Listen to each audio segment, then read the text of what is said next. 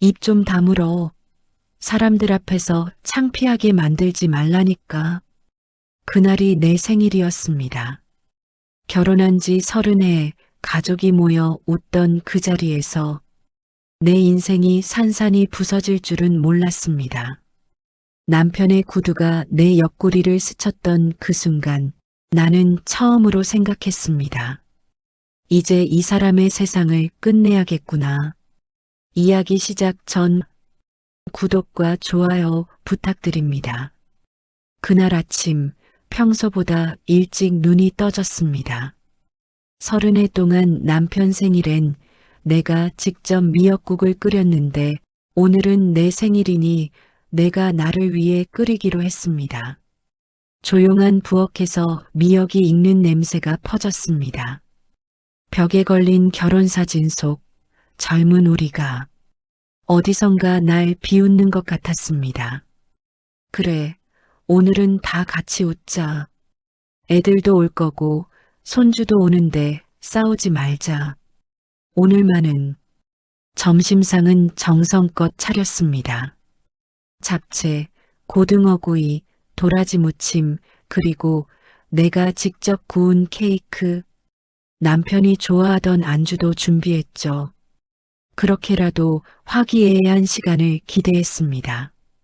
이것 또 뭐야? 이런 걸 왜 만들어? 나 이런 거 안 먹는다고 했잖아. 그냥 오늘은 내가 직접 만든 거예요. 아들이랑 며느리도 오니까 같이. 됐다고. 손님 있는데 왜 저런 말을 해? 눈치가 없냐? 손님이라는 말이 가슴에 걸렸습니다. 며느리, 아들, 손주. 모두 우리 가족인데 남편에겐 여전히 나는 주인 아닌 사람이었죠. 아버님, 어머님이 직접 만드신 거예요. 너무 맛있는데요. 입에 발린 소리 하지 마. 내 시어머니는 원래 이런 식으로 오버하니까. 저 입, 평생을 참아왔지. 언젠가 그 입이 화를 부를 줄 알았어. 그때였습니다. 손주가 초를 불기 전에 케이크를 들고 와서 제 앞에 두려던 순간 남편이 그 케이크를 손으로 밀어냈습니다. 달콤한 크림이 바닥에 떨어지고 손주의 얼굴이 굳었습니다. 이게 뭐가 생일이야? 이런 걸 누가 축하하래? 늙은 여자가 괜히 생색내고 집안을 시끄럽게 만들어. 여보, 그게 무슨 말이에요? 다 같이 입 다물라고 했지. 사람 불편하게 하지 말라고. 의자가 넘어지는 소리와 함께 그의 발끝이 내 옆구리를 찼습니다. 순간 온몸이 식어갔습니다. 고통보다 창피함이 먼저 밀려왔죠. 아들 얼굴이 창백해지고 며느리는 입술을 깨물며 말했습니다. 아버님 그러시면 안 돼요. 어머님이 얼마나. 입 닥쳐. 내 시어머니가 이 집을 이렇게 만든 거야. 쓸데없이 나서서 남 앞에서 가정 망신을 주잖아. 그래 결국 나는 이 집의 주인이 아니라 죄인이었구나. 그날 식탁 위엔 음식 대신 정적이 올랐습니다. 손주는 울음을 터뜨렸고 아들은 아무 말도 하지 못한 채 시선을 피했습니다. 내가 만든 케이크는 바닥에 지지겨져 있었고 그 위로 남편의 구두 자국이 선명했습니다. 사람이 무너지는 순간은 소리가 나지 않습니다. 그저 마음속에서 작은 무언가가 툭 부러질 뿐이죠. 그날 밤 나는 아무 말도 하지 않고 방 안불을 껐습니다. 그런데 이상하게도 눈물이 나오지 않았습니다. 이제 끝이야. 이 사람 평생 날 짓밟았지만 이번엔 달라. 나를 찾던 그 발길. 이제 그걸로 당신 인생을 끊을 거야. 벽 너머로 남편의 코 고는 소리가 들렸습니다. 그 소리를 들으며 나는 처음으로 웃었습니다. 씁쓸했지만 오랜만에 나 자신을 느꼈습니다. 손끝으로 결혼 반지를 만지작거리며 조용히 벗어두었습니다. 새벽 4시 창밖으로 비가 내리기 시작했습니다. 그 빗소리에 묻혀 조용히 거실로 나갔습니다. 식탁 위엔 여전히 버려진 케이크, 그리고 남편의 서류 가방이 있었습니다. 이제부터 당신 세상을 뒤집어 줄게. 당신이 내 생일을 짓밟았던 그날처럼 나도 당신 삶을 무너뜨릴 거야. 그렇게 내 인생의 2번째 생일이 시작되었습니다. 아침 햇살이 거실을 비추었습니다. 바닥에는 아직도 전날 지식여진 케이크 자국이 남아 있었습니다.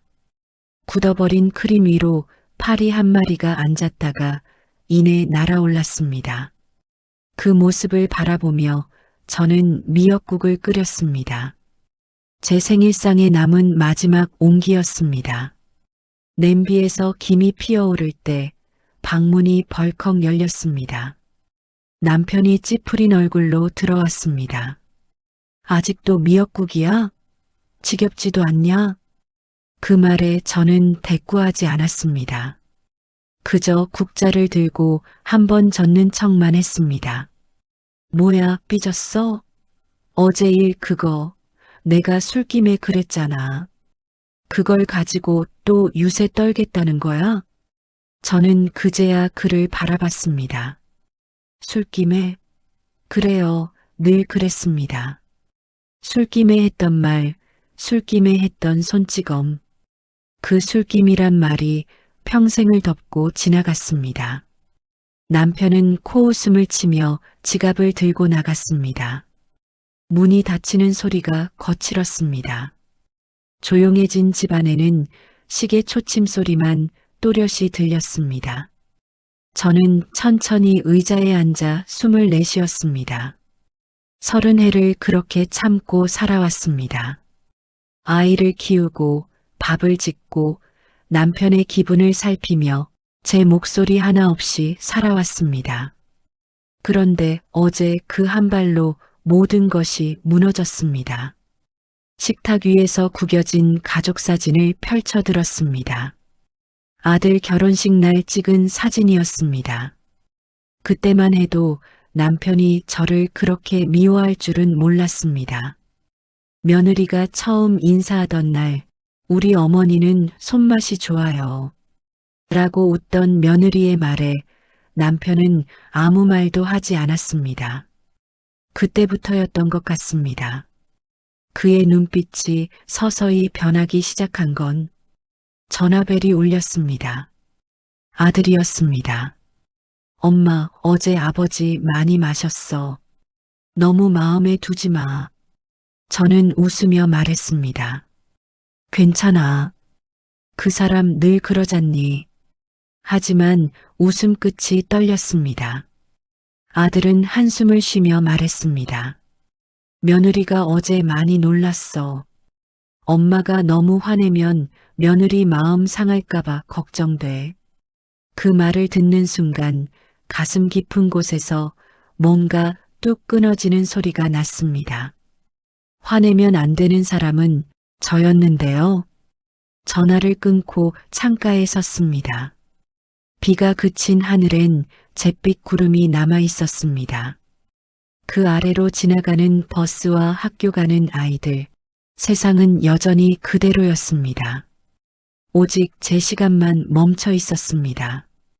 그때였습니다. 거실 구석에 떨어진 남편의 서류 가방이 눈에 들어왔습니다. 가방 지퍼가 살짝 열려 있었습니다. 무심코 손을 넣자 낯선 종이 뭉치가 나왔습니다. 통장 사본, 보험 서류, 그리고 한 장의 계약서, 명의자 김기태 남편, 공동 명의자 최선미. 처음 듣는 이름이었습니다. 머리가 멍해졌습니다. 손끝이 떨렸고 종이에서는 비릿한 냄새가 났습니다. 아마 술과 향수 냄새가 섞였던 모양이었습니다. 저는 조용히 소파에 앉았습니다. 눈을 감고 천천히 심호흡을 했습니다. 그동안 저를 무시하고 짓밟던 이유, 어쩌면 이 여자 때문이었을지도 모른다는 생각이 들었습니다. 생각할수록 몸이 떨렸습니다. 하지만 눈물은 나오지 않았습니다. 이제는 슬픔보다 냉정이 먼저였습니다. 주방 시계가 오후 3시를 가리켰습니다. 남편은 늘 그 시간에 사무실에 있었습니다. 저는 전화를 걸었습니다. 기태 씨, 어제 일은 그냥 잊어. 나도 이제 그런 일 신경 안 쓸게. 목소리를 최대한 차분하게 눌렀습니다. 그는 짧게 대답했습니다. 그래, 이제 좀 철들었네. 그 한마디가 제 귀에 박혔습니다. 철들었네. 그 말 속에는 이제 포기했네라는 뜻이 숨어 있었습니다. 그가 전화를 끊자 저는 조용히 웃었습니다. 그래요, 포기한 건 아니에요. 이제부터 시작입니다. 컴퓨터를 켰습니다. 익숙하지 않은 손길로 인터넷 창을 열고 검색을 했습니다. 남편 재산 조회 방법, 숨겨진 통장 찾는 법, 배우자 외도 증거 확보. 서투른 손이 떨렸지만 멈추지 않았습니다. 그 순간이 제 인생의 분기점이라는 걸 본능적으로 알았습니다. 노트 한 권을 꺼내 날짜를 적었습니다. 5월 12일, 기태의 비밀을 찾기 시작한 날. 그리고 한 줄을 더 적었습니다. 이 싸움은 나의 마지막 인생 공부다. 창문을 열자 저녁바람이 들어왔습니다. 밖에서는 초등학생들이 웃으며 뛰어가고 있었습니다. 그 소리가 이상하게 따뜻했습니다. 저는 미소를 지었습니다. 이제부터는 제 인생을 제가 살 차례입니다. 누군가의 아내가 아니라, 누군가의 그림자가 아니라.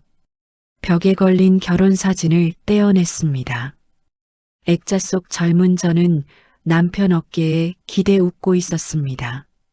그 얼굴을 보며 속삭였습니다. 미안하지만 이제 널 버릴 거야. 그 대신 널 완전히 끝내줄게. 사진을 뒤집어 책상 서랍에 넣었습니다. 그리고 그 위에 계약서, 사본을 올려두었습니다.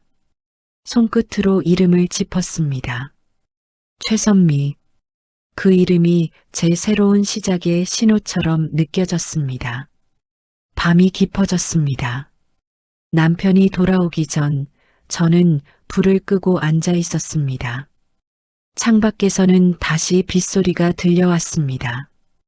어제와 같은 소리였지만 마음은 전혀 달랐습니다. 어제의 빗소리는 절망이었고 오늘의 빗소리는 각성이었습니다. 저는 눈을 감고 조용히 중얼거렸습니다. 이제 내가 움직일 차례다. 그날 이후 남편은 아무 일 없었다는 듯 행동했습니다. 아침이면 신문을 보고 저녁이면 TV 앞에서 술을 마셨습니다. 제 다리에 멍이 들었는지도 몰랐습니다. 아니, 관심조차 없었습니다. 저는 그가 마시는 소주잔을 바라보며 조용히 다짐했습니다. 이제 이 사람의 모든 걸 빼앗아야겠다. 그동안 제가 모른 척 해온 것들이 많았습니다. 그의 통장, 비밀 계좌, 명의만 제 이름으로 되어 있던 부동산, 그리고 장모에게서 물려받은 제 땅까지. 그 사람은 늘 말했습니다. 여자는 이름만 올려두면 돼. 돈은 내가 관리할 테니 걱정 마. 그 말을 믿었던 제가 바보였습니다. 며칠 동안 저는 집안 구석구석을 뒤졌습니다. 서류함, 장롱 속, 심지어 신문지 사이까지 뒤졌습니다. 결국 서류 더미 속에서 낡은 통장 하나를 발견했습니다.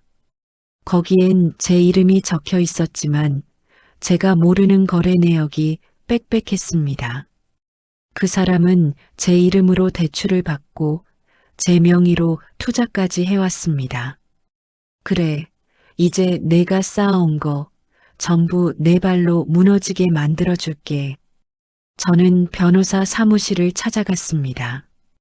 오래된 건물 3층, 문패엔 법률사무소 정인이라 적혀 있었습니다. 조용한 사무실 안에서 정 변호사는 제 이야기를 끝까지 묵묵히 들었습니다. 남편분이 폭력을 행사했고 재산도 부당하게 이용했다는 말씀이시죠? 예. 제 명의로 된 것들 대부분 제 동의 없이 쓰고 있습니다. 그는 고개를 끄덕였습니다. 증거만 확보하시면 됩니다. 녹음, 서류, 계좌네요. 그리고 폭행 사진도요. 순간 손끝이 떨렸습니다. 그날 찍어두었습니다. 생일날 아들 휴대폰으로. 잘하셨습니다. 그 한 장이 판도를 바꿀 겁니다. 집으로 돌아오는 길, 가로등 불빛이 어둠에 젖어 있었습니다. 저는 휴대폰 속 사진을 꺼내 보았습니다. 멍든 정강이, 넘어져 있는 제 모습, 그리고 며느리가 놀란 얼굴로 저를 부축하던 장면. 눈물이 맺혔지만 이번엔 흘리지 않았습니다. 이제 울 시간은 끝났다. 준비는 시작됐다. 그날 밤 저는 남편의 옷을 개며 조용히 말을 걸었습니다. 당신 내일도 골프 가? 그래. 왜? 아니, 그냥. 건강 조심해. 그는 비웃으며 말했습니다. 걱정은 됐냐? 이제 와서. 그가 방으로 들어가자 저는 그의 지갑을 열어보았습니다. 현금과 카드, 명함들 사이에 대박건설 김이사라는 이름이 눈에 들어왔습니다. 그가 몇 달째 다니던 투자 모임이었습니다. 그곳이 바로 제가 첫 번째로 손댈 곳이었습니다. 다음 날 저는 깨끗한 옷을 입고 미용실에 들렀습니다. 머리를 단정히 묶고 거울 속 제 모습을 보며 웃었습니다. 그래, 이제 시작이야. 그리고 대박건설 사무실로 향했습니다. 접수 데스크에서 저는 부드럽게 말했습니다. 안녕하세요. 김 이사님, 사모님이 오셨다고 전해주세요. 직원은 당황한 눈빛으로 저를 올려다보았습니다. 그 표정만으로도 확신했습니다. 그 사람은 이미 저 몰래 무언가를 저지르고 있었습니다. 그래, 잘 걸렸다. 당신의 세상, 이제 제가 무너뜨릴 차례다.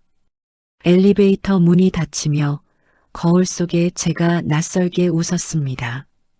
눈빛이 달라져 있었습니다. 더 이상 당한 여자가 아니었습니다. 이제 끝낼 여자였습니다. 사무실 로비에서 복도 끝을 바라보며 숨을 고르셨습니다. 등 뒤에서 익숙한 목소리가 들렸습니다. 선미야? 돌아보니 영자였습니다. 옛날 동네에서 간간히 마주치던 그 영자.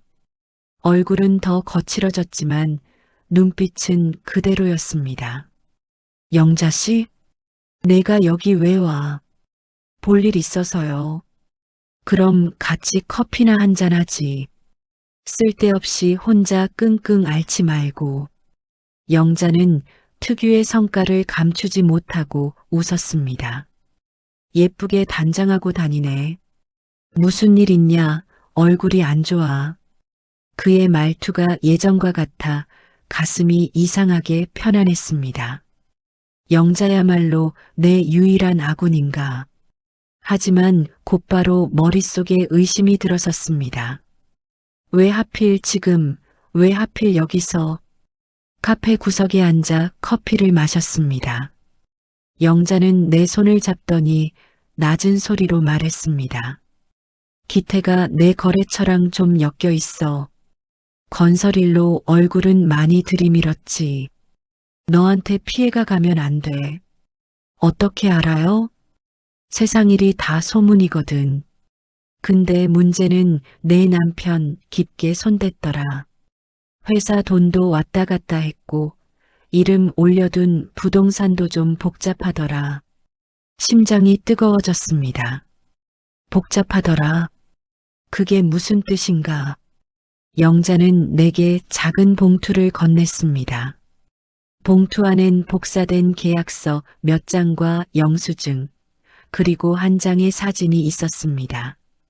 사진 속엔 남편과 젊은 여자가 카페에서 웃고 있는 모습이 찍혀 있었습니다.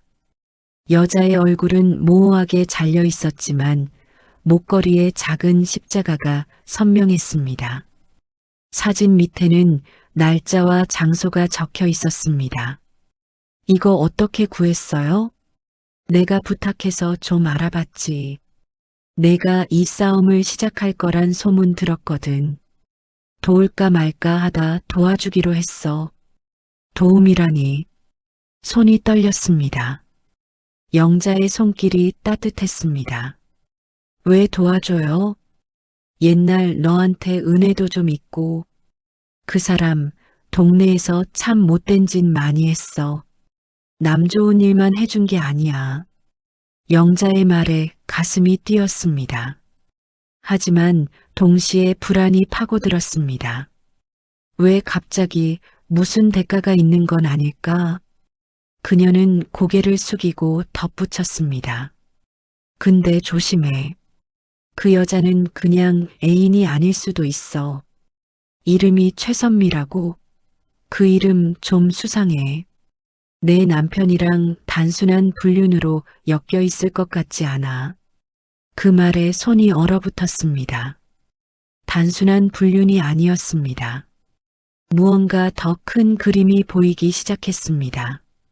내가 건드리려던 것은 남편 한 사람의 비밀이 아니구나. 영자는 내게 또 한 장을 건넸습니다. 작은 수첩 같았습니다.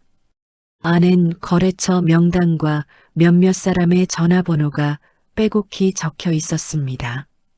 몇몇 이름은 낯이 익었고 몇몇은 전혀 처음 보는 이름이었습니다.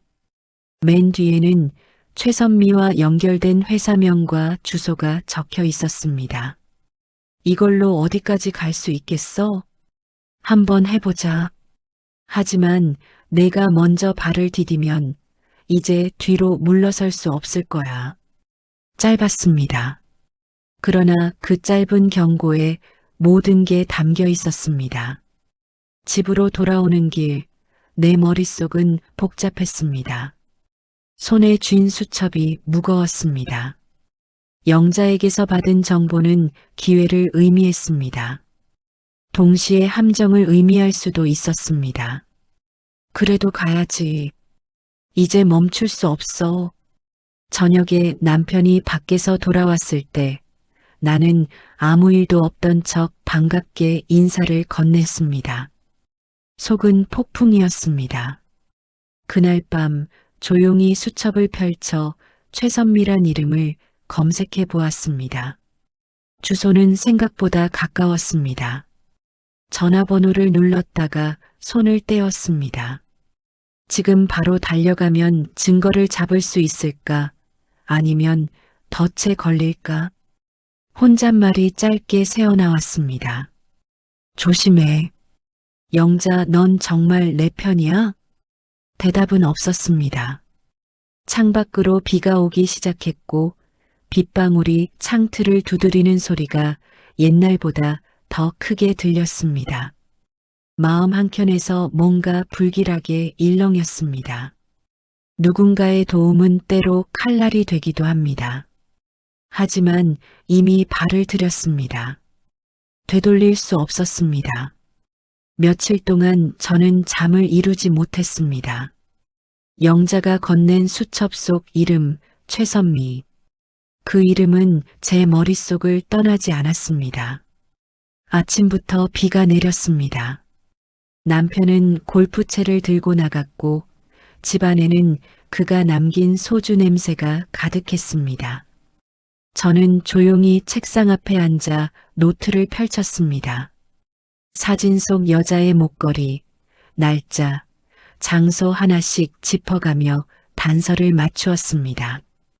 카페 루체, 오후 3시, 5월 2일. 그날은 제 생일 이틀 전이었습니다.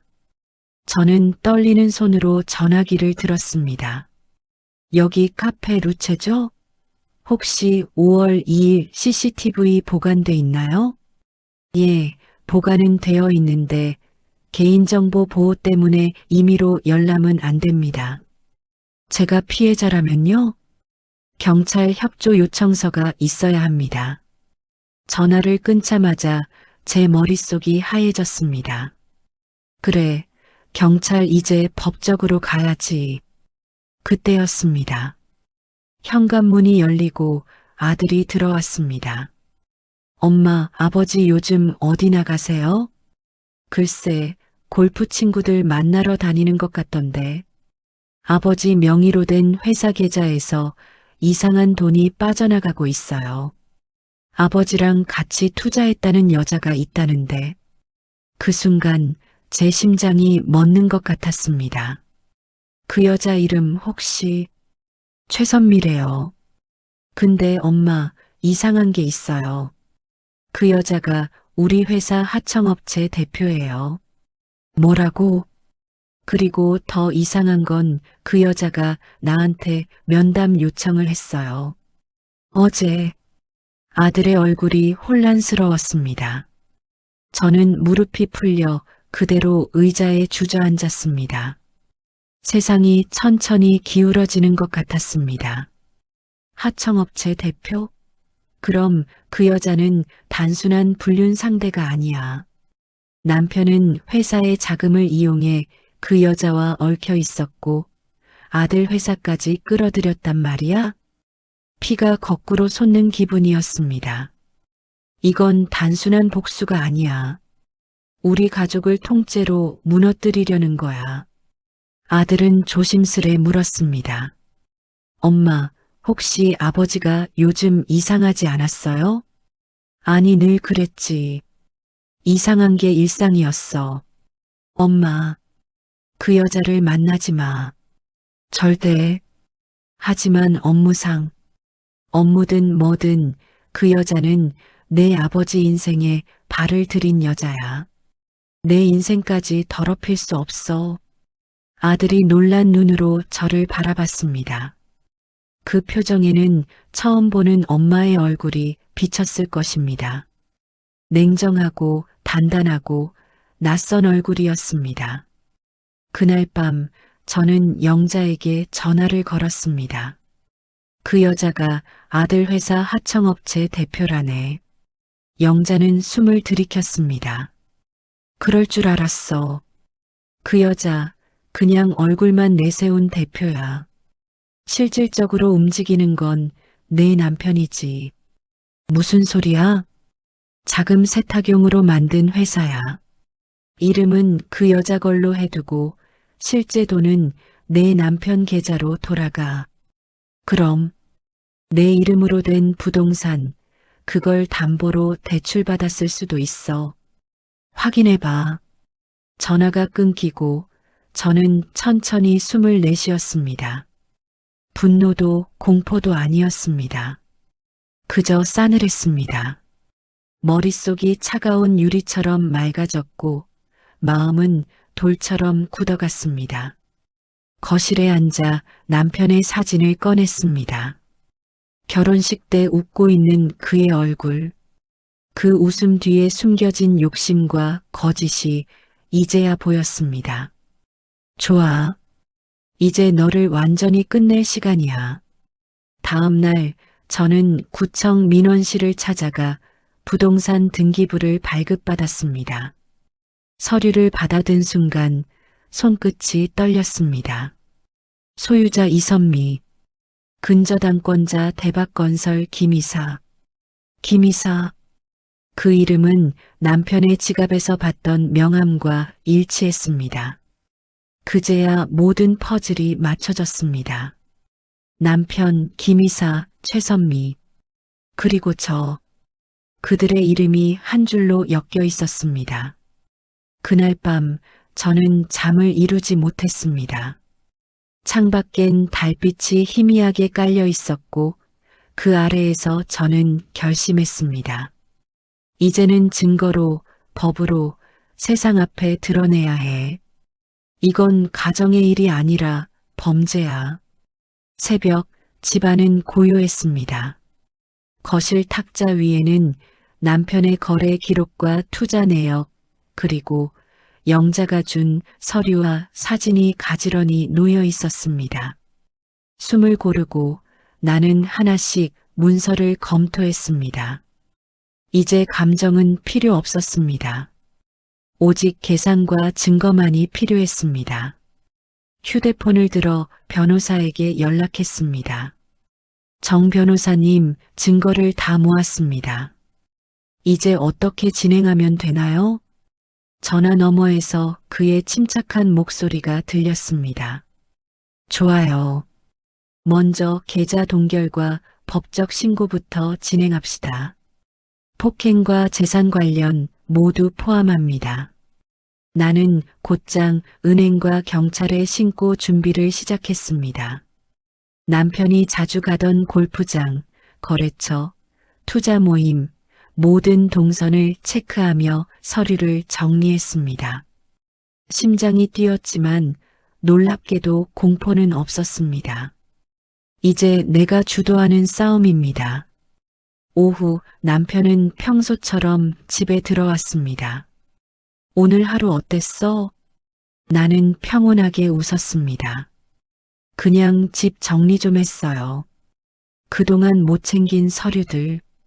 남편은 비웃었습니다. 서류? 또 무슨 일로 그러는 거야? 그의 얼굴엔 의심이 없었습니다. 하지만 나는 이미 움직였습니다. 은행에 들러 계좌 동결 신청을 완료했고 경찰에도 폭행과 재산 착복 신고서를 접수했습니다. 영자가 가져다 준 증거와 내 녹음 파일이 결정을 바꾸었습니다. 좋습니다. 이제 시작입니다. 그날 밤 집에 홀로 남아 서류를 정리하며 생각했습니다. 남편의 웃음 뒤에 감춰진 모든 악행이 드러나고 있었습니다. 아들의 회사와 연결된 여자의 존재도 이제 기록 속에 남았습니다. 누구도 예상 못할 방식으로 끝낼 것입니다. 창밖으로 빗방울이 창틀을 두드렸습니다. 그 소리가 내 심장 박동과 맞물려 차갑지만 단단한 결심으로 이어졌습니다. 심장은 차갑게, 손은 뜨겁게 움직였습니다. 이제 더 이상 눈물이나 분노는 필요 없었습니다. 모든 것은 증거로 말할 것입니다. 전화기 진동이 울렸습니다. 영자였습니다. 선미야, 이제 시작이야. 남편이 놀랄 준비해. 응, 준비됐어. 모든 건 계획대로. 나는 서류를 한 번 더 확인했습니다. 폭행 사진, 계좌 기록, 투자 모임 내역, 남편과 최선미의 거래 기록. 모든 게 완벽히 연결되어 있었습니다. 이제 끝이 보입니다. 내가 지켜본 모든 순간 그의 거짓과 위선은 드러날 것입니다. 그날 밤 나는 혼잣말을 했습니다. 눈물은 없어. 울 일은 끝났다. 이제 남은 건 심판뿐. 그리고 불빛 아래 서류 더미에 손을 올리며 결심했습니다. 이제 내 복수는 감정이 아니라 법과 증거 앞에서 이루어질 것입니다. 집안이 무겁게 정적에 잠겼습니다.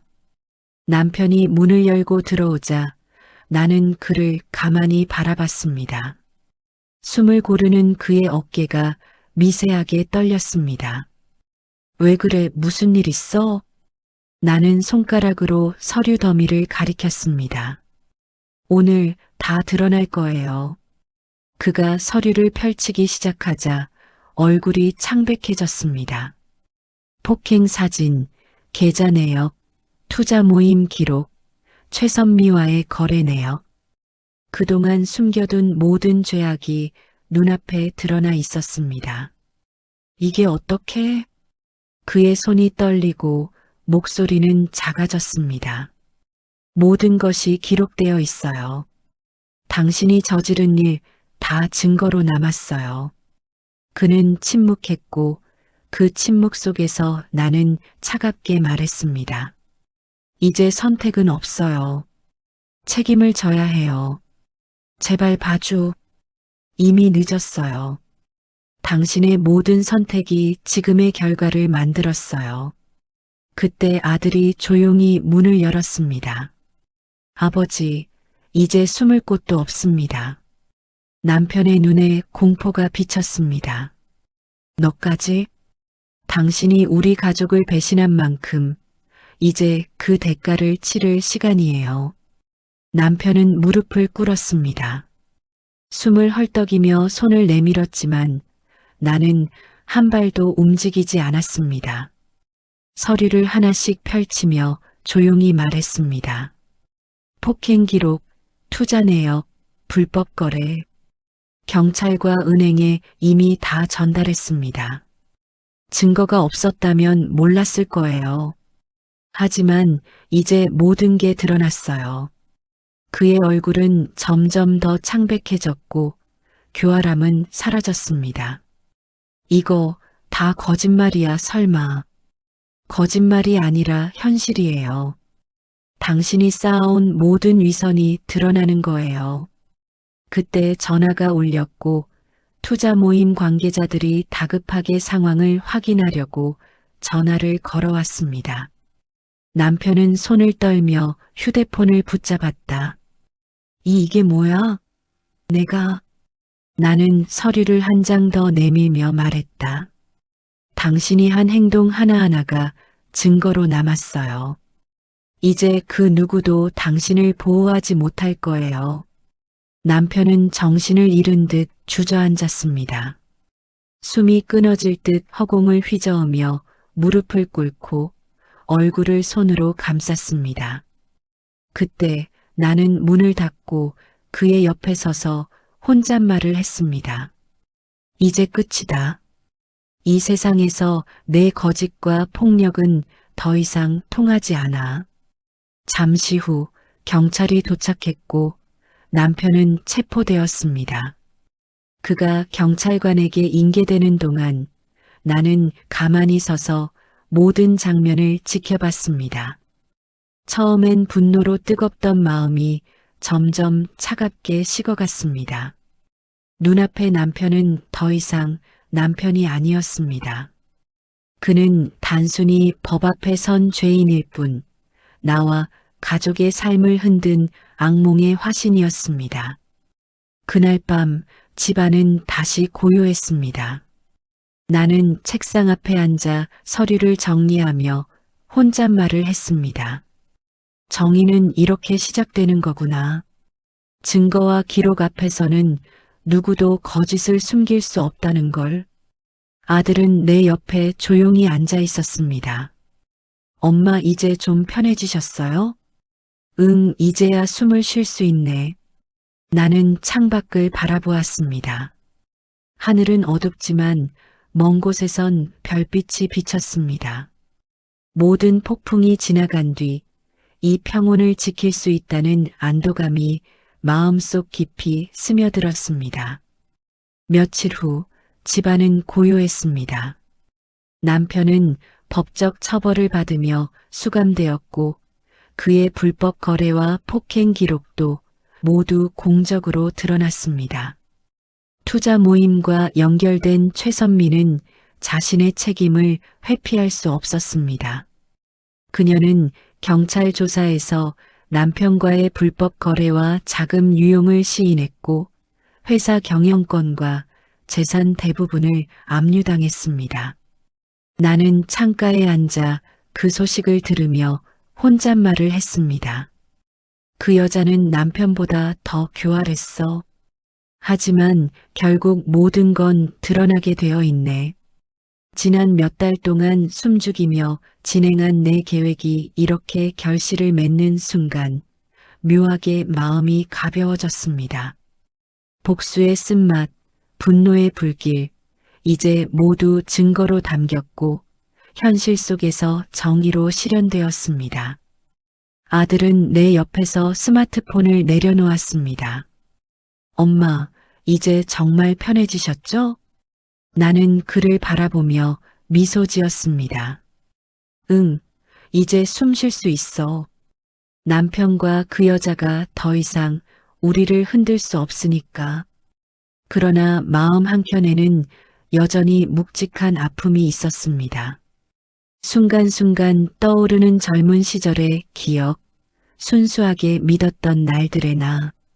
그 시절의 나를 상처 입힌 모든 순간이 지금의 나를 더 강하게 만들었다는 것을 알면서도 그 아픔을 완전히 지우진 못했습니다. 집안 구석구석을 정리하며 서류를 다시 살폈습니다.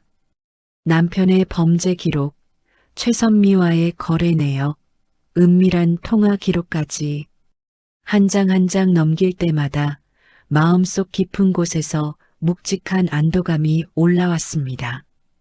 모든 것이 드러났어. 더 이상 두려워할 필요 없어. 저녁이 되자 노을이 집 안으로 부드럽게 스며들었습니다. 빨갛게 물든 하늘을 바라보며 나는 조용히 생각했습니다. 다시는 누구도 내 세상을 흔들 수 없어. 그리고 나 다시 나로 살아갈 거야. 창밖으로 마지막 빛이 사라지고 어둠이 내려앉았습니다. 하지만 마음속은 밝았습니다. 복수는 끝났고 정의는 실현되었으며 가족은 다시 일상을 찾았습니다. 최선미도 이제 더 이상 그림자처럼 내 삶을 괴롭히지 못한다. 그녀의 실패는 남편과 함께 드러났고 그들의 욕심과 거짓은 법과 현실 앞에 무너졌습니다. 나는 조용히 서류를 정리하며 혼잣말을 했습니다. 눈물도 분노도 이제 충분히 흘렸어. 이제 남은 건 내 삶뿐. 마지막으로 오래전 젊은 시절의 나를 떠올렸다. 순수하고 믿음 많던 나, 그리고 지금의 냉철하고 강한 나. 그 두 사람이 합쳐져 누구보다 강한 내가 되었다는 것을 느꼈습니다. 창밖으로 별빛이 희미하게 반짝였습니다. 그 빛을 바라보며 나는 마음속으로 다짐했습니다.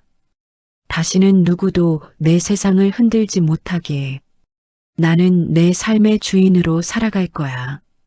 그리고 앞으로의 시간, 남은 날들은 나 자신과 가족을 위해 쓸 거야.